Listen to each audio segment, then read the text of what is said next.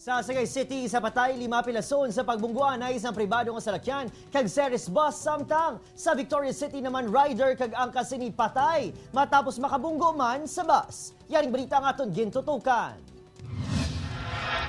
Gikan sa Sagay City, ang driver nga si Charlotte Makasling, 42 anyos, nga dentista sa Escalante City Health Office. Matapos gindulong nga yabana nga seaman sa airport.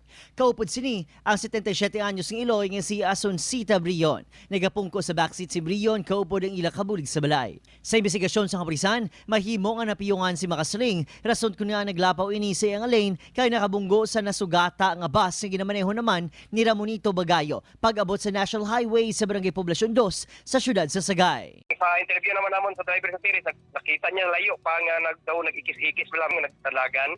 Amo to nga nagpundo siya. Patal nga pila sa ulo ang naagom ni Brion, nga gintunaan sa iya kamatayon. Nasamara naman si Makasling kag ang iya kabulig, apang luwas na sila sa katalagman.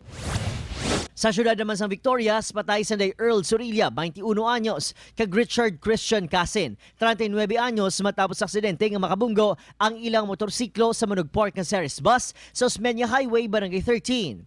Lunsay nakaagom sa patal nga pilas ang duha nga gintunaan sa ilang kamatayon. Padayon pang ginaimbestigahan ang aksidente. Upod, Kirin at Casillo, Adrian Prietos, 1 Western